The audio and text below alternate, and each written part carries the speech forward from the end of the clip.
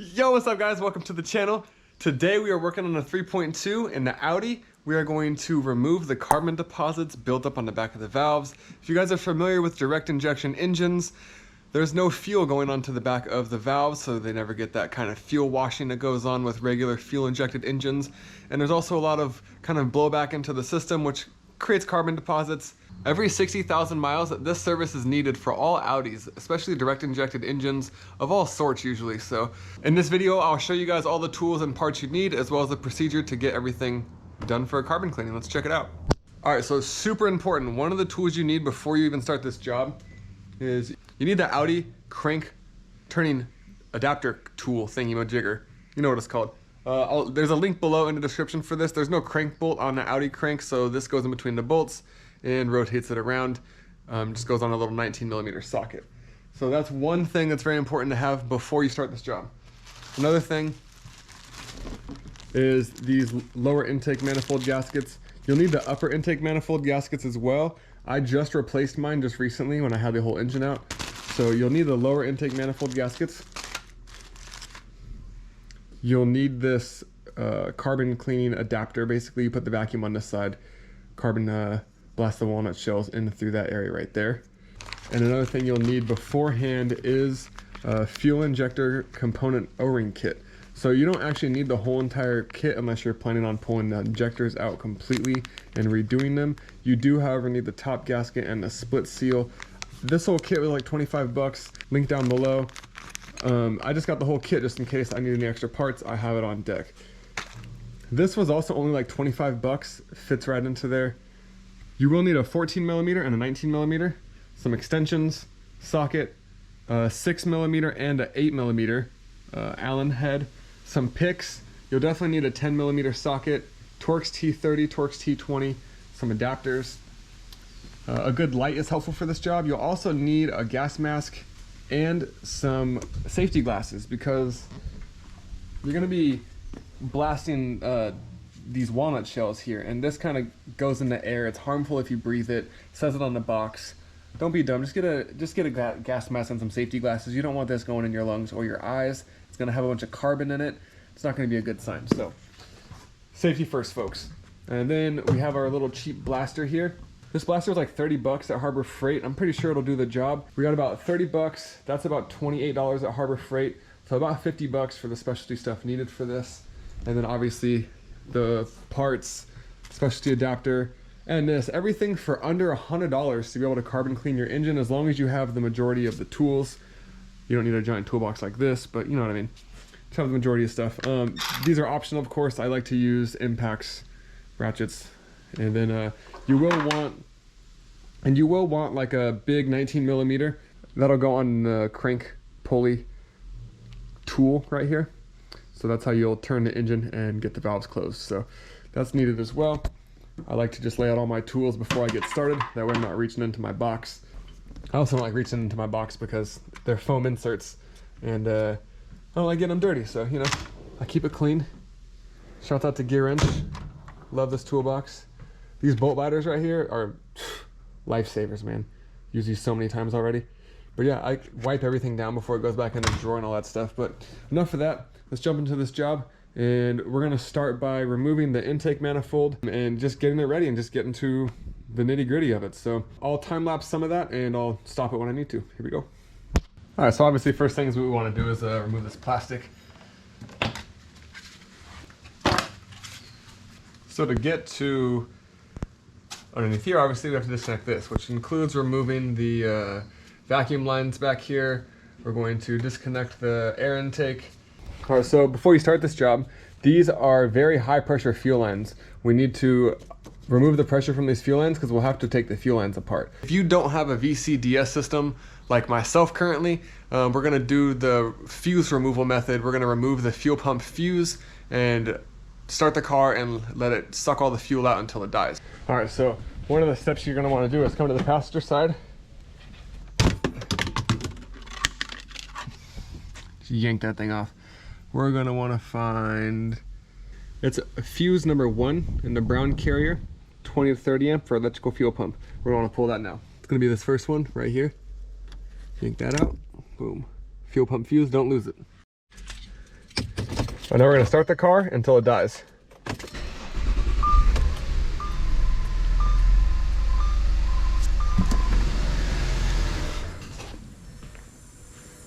And dead. So that won't fully depressurize the gas system. There'll still be a little bit of gas left in the lines.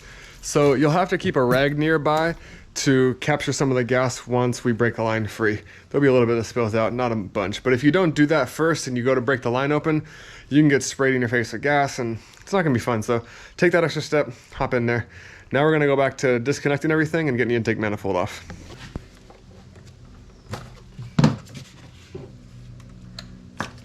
It's just for the evap purge valve.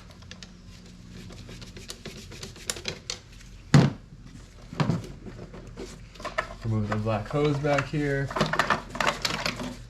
You can just take this section off. You don't need to remove the whole entire section right here. You can pretty much keep this air box in here because we're just getting to the intake manifold, so I wouldn't worry about that too much. Everything gets disconnected though. If you see a wire, disconnect it. Throttle body.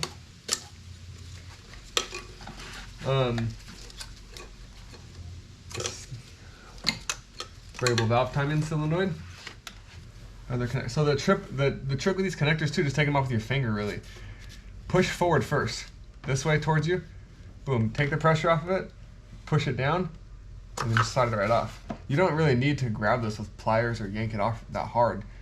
If there's a bunch of pressure there, it's usually because it's pressure on the bottom. That's why you push down first, relieve the pressure, pop it off.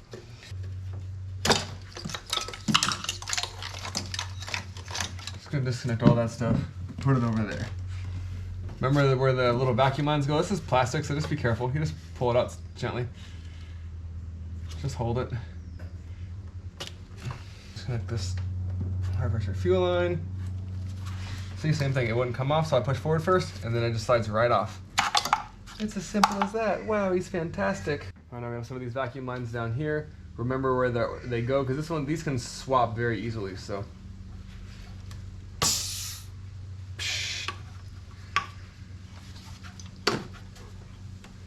That means holding good vacuum if it makes that sound. So we just want to gently pull this out. Oh wow. How brittle is that? Yeah, you gotta be careful. Sometimes this shit just snaps because it needed to be replaced, but look at that, it just breaks right off. Interesting. Just connect those. You want to disconnect your little intake flap runner thingies down here. You guys will never guess it, but I got some gear wrench pliers that work great for this too.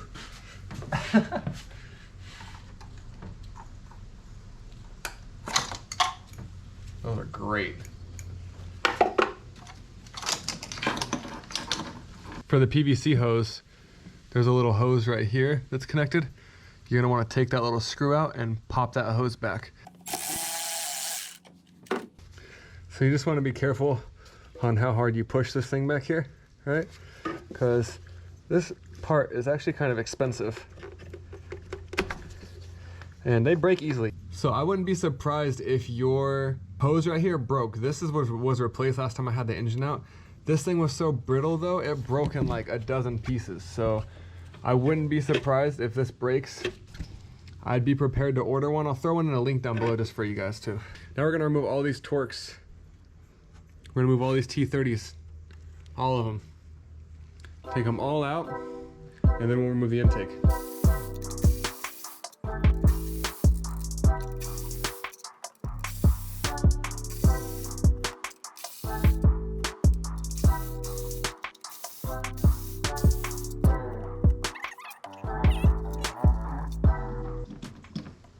I leave all the grommets in there. I just take out the screws. See, I just worked on mine recently. So your intake manifold might be stuck really bad. It might feel like something's stuck. Just pry it up gently until it pops. I have brand new seals on mine, that's why I'm not replacing them. But it should come off, just like so. So you can tell, these are all new seals. But look at that carbon buildup in there. It's just wet with oil, recirculating oil back into there, getting onto the back of the valves and then baking onto there. All right, so there's how it looks with the intake manifold off. So you can see, I mean, my maintenance is impeccable on my car, it doesn't matter. This isn't the valves right here, this is just the ports down there. And I did just clean these last time I was in here about 5,000 miles ago. So yeah, not looking too hot in there.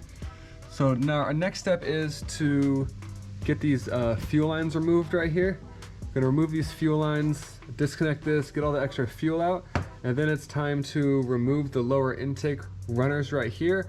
We'll pop those off the fuel injectors and then we'll have access into each of the valves right there, and we'll jump into that part. All right, we need to remove this like engine hook eye here because we need to be able to access these right here and turn them. You don't want to try this without removing this thing.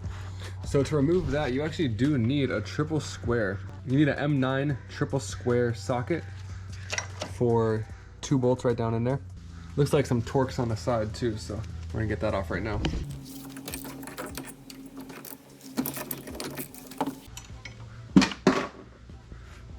Fucking drop the bolt.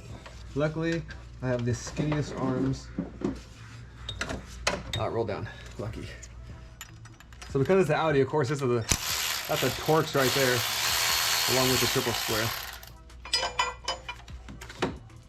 Let's see, so you'll be able to just remove that.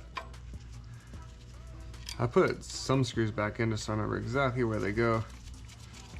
Now we can break free these fuel lines right here and disconnect it over here as well. So have a rag nearby.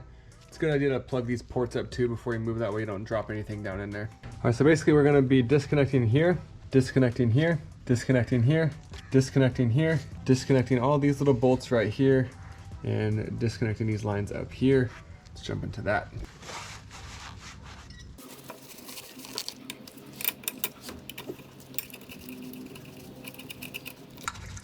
See, not much because we depressurized the system.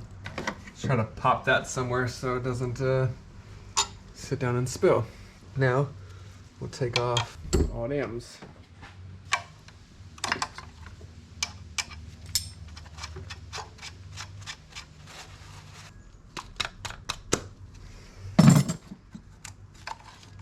That one hasn't been taken off in a while. Smells like gas and rat shit.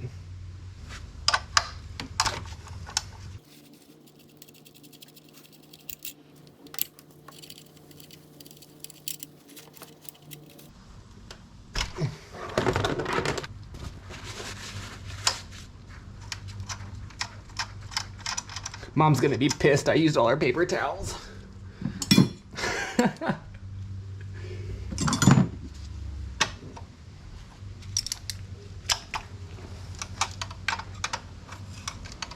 That's all the lines taken apart.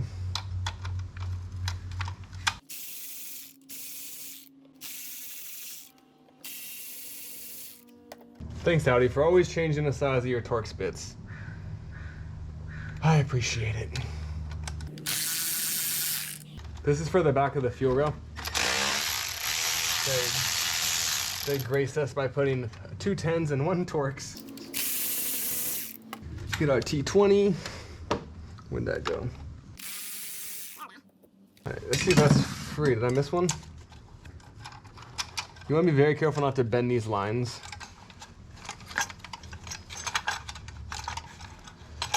I mean, it won't be the end of the world, but you're not going to have a good day. So yeah, it's a little tight with this hose situation. I'm going to gently pull this out. Yee. There we go. That's how I did that. Just careful when you clip that.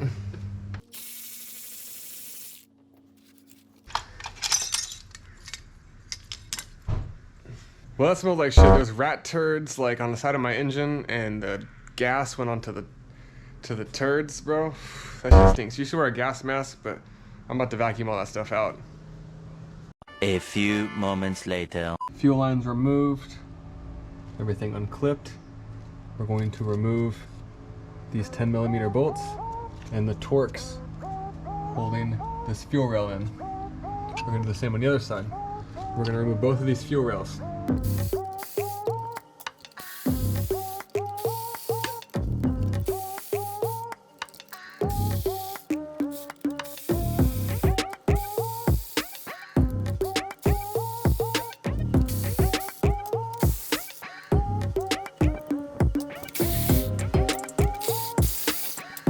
Alright, so everything is disconnected.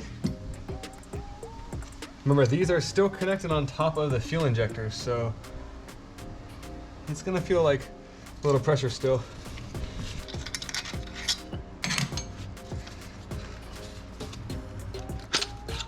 Boom. One of the intake runners right there. Gas everywhere.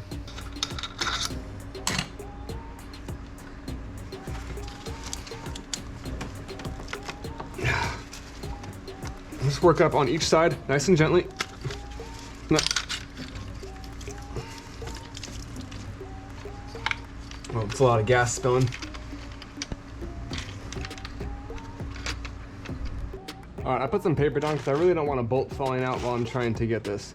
This is a really good example of why you buy the whole entire kit, because now I'm going to have to replace this Teflon seal and the whole entire thing.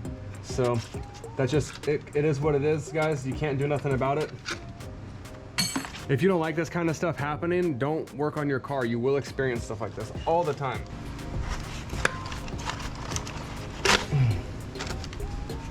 So these are the O-rings that you'll need to replace as well on top.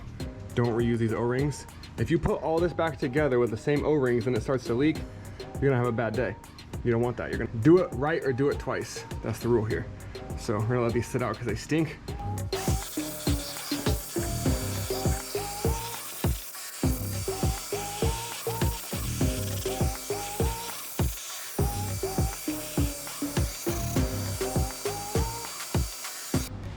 Now that we have everything removed, we're going to remove all of these little intake flaps right here. Just grab them and pull them out. They're going to be covered in carbon as well. We're going to clean these up. Alright guys, so we are at the stage of cleaning now. So it appears that these cylinders are already closed to the best of my knowledge. So I'm just going to go ahead and start cleaning them.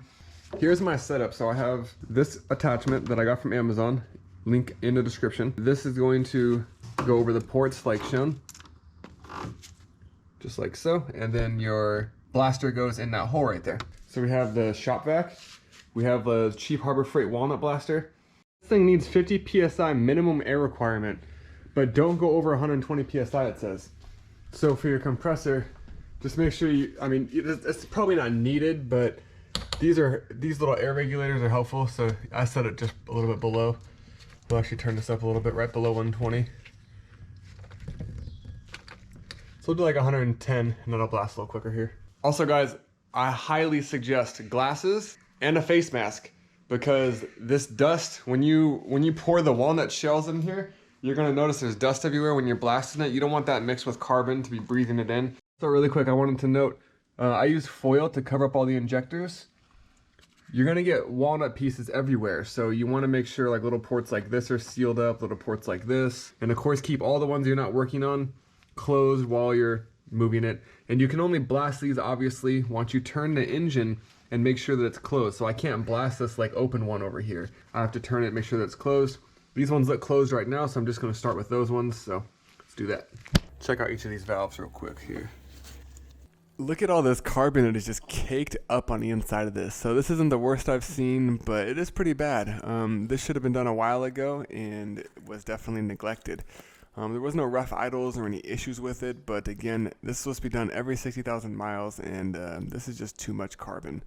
Next, I start with a flathead screwdriver, just lightly scraping off the walls and pushing that carbon down into the bottom of the valves. Then I'll vacuum it all out and hit it with the walnuts. I did try it with a walnut blaster before, just right onto the carbon without scraping it, and wasn't able to remove as much as this method. So we'll also grab a pick, and we will get to the harder to reach areas that the walnuts don't get to. And that is all the carbon I just chopped off the walls here. Then we'll go ahead and hit it with the shop vac with the attachment on it. I use my finger to kind of plug the hole and use the pick to get a lot of the carbon broken up. It kind of balls up, so it's hard to suck up at first. So I get the bulk of it out in preparation for the walnut blasting that's about to be done. So just makes it a little bit easier on the cleanup for me. Now that I have the bulk of the carbon removed out of there, I'll go ahead and come through with a walnut blaster, and we're going to start blasting it side to side, just getting that back and forth action going on. And you know, it's going to take a little finesse and a little learning curve back and forth, just trying to get the best technique down. So don't try to rush through it or think this job's going to be quick and easy. It did take me a few times coming back, just learning the ropes here. So coming back in with the pick, breaking some of it up as it coagulates in there.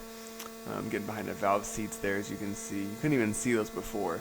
Now they're all cleaned out. So again, you know, it's not going to be the quickest, easiest job, but it's kind of a fun job, and it's satisfying to see how clean they are and how nice the car runs afterwards. But we're going to run through each of these ports together, and I'll show you my process on how to clean them. So we're just going to come back in and hit this with the gun one more time.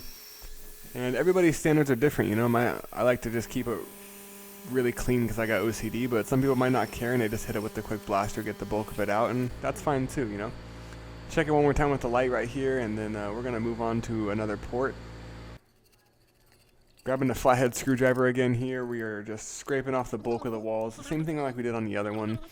Don't worry, I will show you guys close-ups of all of them, how they turn out and stuff like that. We're just going to jam through these ones here in the beginning. And also apologize for the crazy movement. I learned in this video that the GoPro on the head doesn't really do that good, and I should always keep the GoPro on a tripod, so especially for these time lapse. It seems like a jackrabbit's in here cleaning my intake valves, but nevertheless, here we are. Again, picks like this are really your friend. Let's see if I can get a good angle right here. Look at all this. Look at all this gunk that'll just fall out of here. You know, and keep in mind too, if you don't have a lot of carbon deposits in your engine like I do, you probably can get away without scraping it. You can probably just carbon blast it with the walnuts and be done, because this is a lot of work. And man, I don't know if my car's ever been carbon cleaned. The owners before me neglected the car heavily, and you know, it wasn't always in the best shape. So if you don't have that much carbon, you might be able to get away with just blasting it, which also cuts the time of your job way down. But anyways, back to the job. Here we are hitting it with the walnut blasting gun again, just getting those different angles, switching it side to side.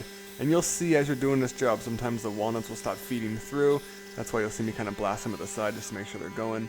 You'll have to shake the shells to make sure they're at the bottom. Flip my brother a bird real quick because he just came home. That's how we say hi. Look at those valves already looking so clean.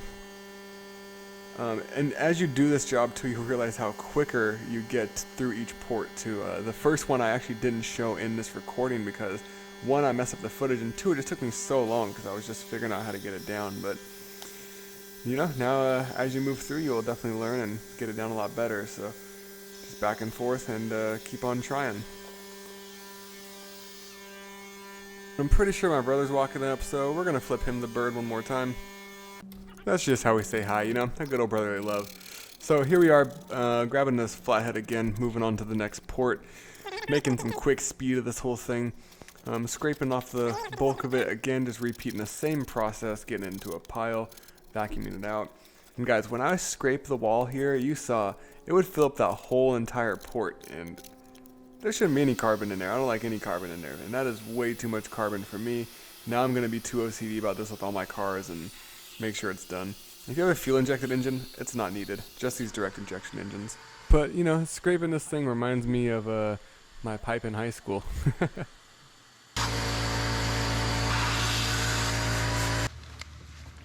If y'all can see this on the camera, you have to get like up underneath these because the walnut blaster will not do it for you.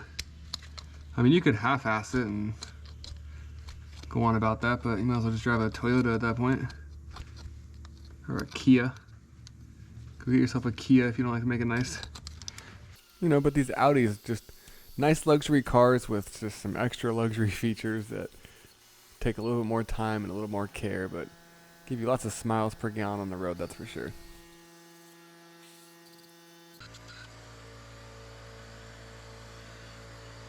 You know, so now that we have everything, now that we have these cleaned out, we want to cover these holes up really good. We don't want anything in there because these valves are going to open. We do not want anything falling back between there. Worst case scenario, if a couple walnut pieces get back there, it's not a big deal. That's why they use walnut shells. So we're going to cover these up, and then we are going to turn the engine so that we have access to these two next.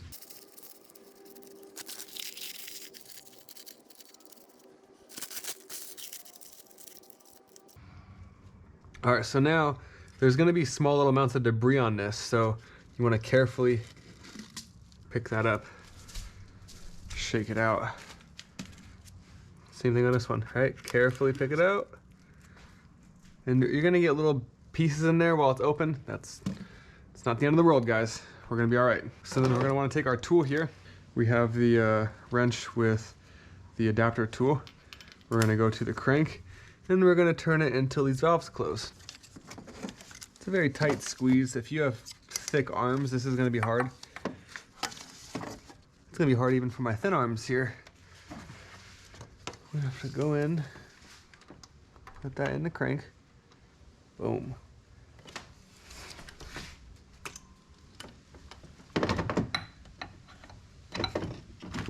Takes a little bit of finesse here because there's so much plastic in the way.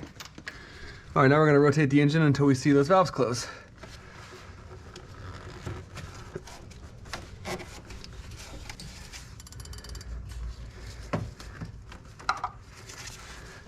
So I'll come in and I'll usually check.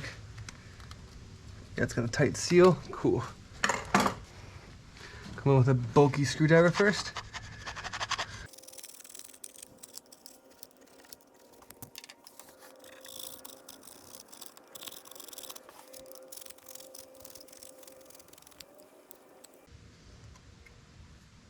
Like, it's a ridiculous amount of carbon, guys. Long overdue. I got this car for like $1,200 though too, so I'm not too upset about it.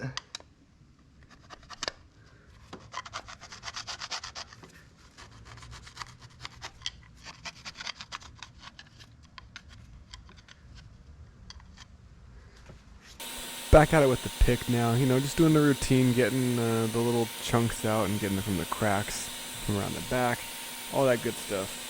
Pulling it up and getting it sucked up into the vacuum. I did really try to speed this clip up a lot coming up soon so that way I don't got to put you guys through the same thing, because this is kind of repetitive. Once you learn it on one port, you just do the same thing on every single port. So we're going to fly through here, hitting it with the gun and blasting over and over again, picking it clean. And you'll see as you go, like I said, it's going to get easier and easier. So stick around till the end of the video. There is a link for putting this whole thing back together. It's not going to be included in this video because this is way too long. I mean, look at this. This is just non-stop carbon cleaning. So it's a carbon cleaning video. Welcome to the carbon cleaning video. This will be the carbon cleaning video. Thanks for watching this far into it. And we will be doing the fuel injector O-rings.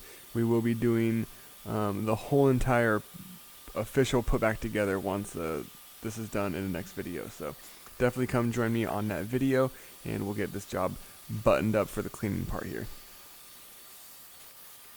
There were still these little chunks of carbon that I couldn't quite get, so I grabbed the intake carb cleaner and started spraying it and realized that it actually works really, really good.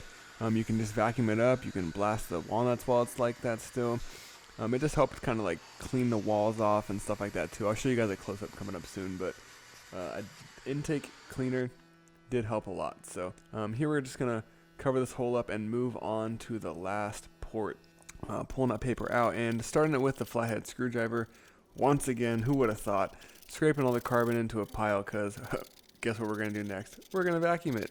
Like I said, guys, it's pretty repetitive for the most part for this situation. Then you got the rest of the job coming, of course, which is putting the whole thing back together. So we'll come back in with our pick, hit this little corner piece again one more time.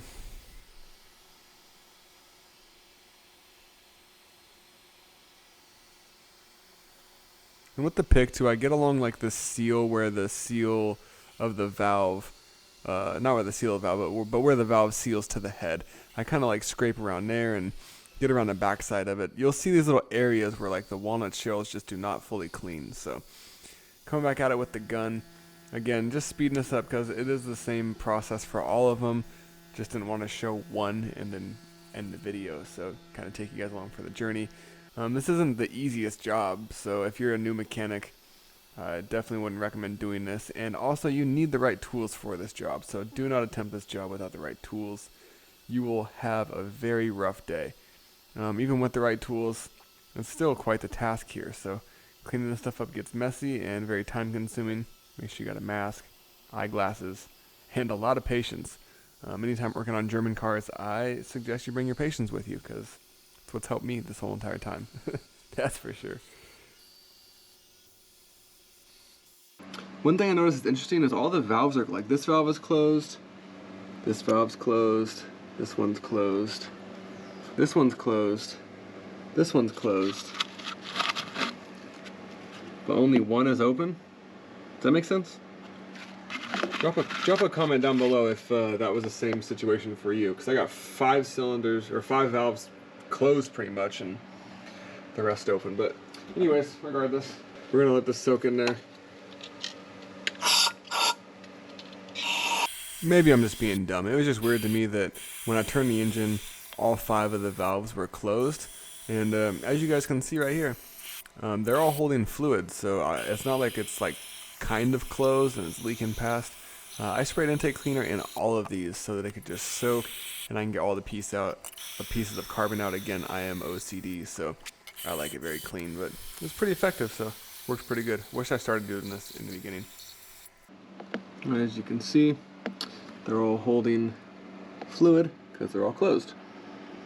So I'm going to let that soak just for a quick second. Then check out how clean these things came out. Truly shocked how perfect they came out. You can see my OCD shining through here. You might have a piece of carbon left when you're done, but I did not. So if you watch this far in the video, stay to the end if you're looking to put everything back together. I'll have links for all the videos. But yeah, really happy with this job. So we are about to button this thing back up.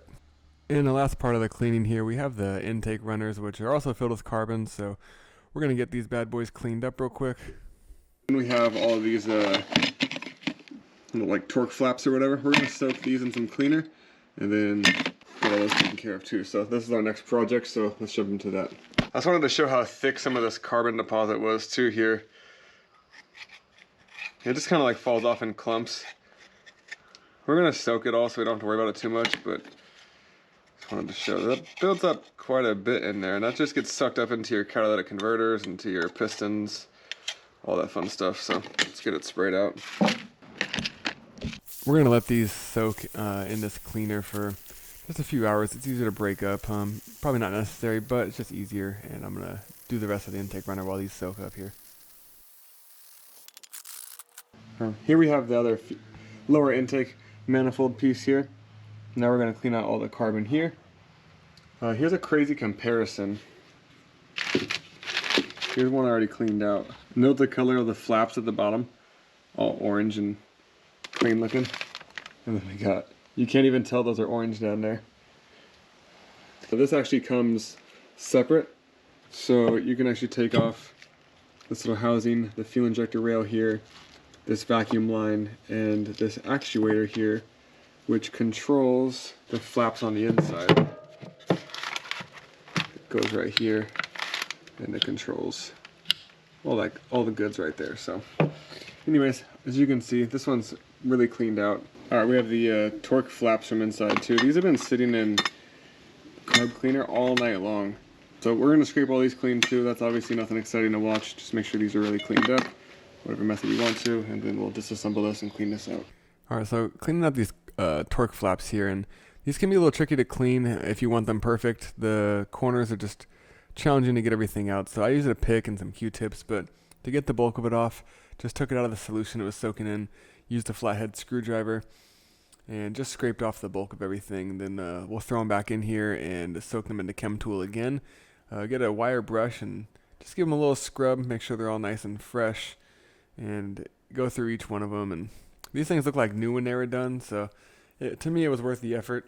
Wipe off each one, dry them off, and set them to the side. So now moving on to the intake runner part. And here I'm just disassembling it. Few Phillips and few small Torx screws throughout this thing, and it pops apart pretty easy. It just makes it easier to handle and clean, and then you don't got to worry about getting the other parts dirty. So just hit them with the old flathead screwdriver. You know the trick. Scraping off the walls, Instagramming a little bit. Just take your time if you want. Again, it's all preference on how clean you want it. It doesn't have to be perfect. Your car will still run with a little bit of carbon in here, but I already had it off, and I wasn't in a rush, so figured I would take the time and do it all good. So we pop those seals out, get it ready for the new seals. And then I take this wire brush that I have on a drill and just really get the edges. You'll see that the carbon's so caked on it doesn't actually come off with the screwdriver. So we stick that wire brush up in there and get a lot of it out after that. So you can see it kind of compiling on this paper that I have. It was getting a mess everywhere, so the paper was definitely helpful. And just finishing this part up real quick, and it looks so much better once it's done. Alright, so we have the whole lower intake runner here. Now this is all cleaned out. The flaps are actually orange and they're not black. Take it around to the back side. Again, you're not going to get it perfect. This bottom part does separate, but you have to pull this pin out, then you have to put all those plastic pieces back in. I just didn't want to take that extra time to do it. I don't think it's that important. This is pretty much just staining. I cleaned up all the chunks, so there is no more chunks, but we're going to smack this thing back together real quick.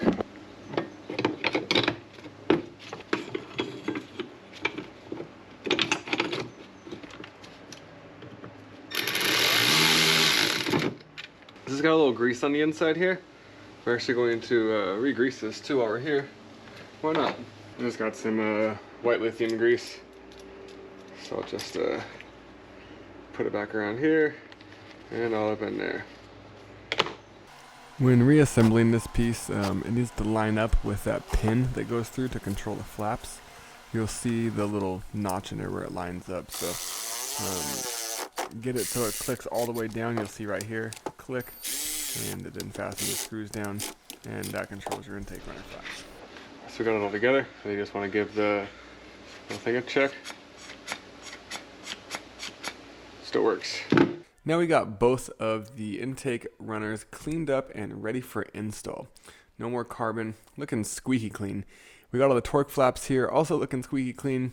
OCD much? Like I said, spotless, just because that's how I like to do it. There is a two-part series here because the fuel injector install and reseal does take a while, so please tune into the next video. That'll be all for this one. So this is kind of funny. I was emptying my vacuum of all the walnut shells. Look at all that carbon deposit right there. Sheesh. Thick.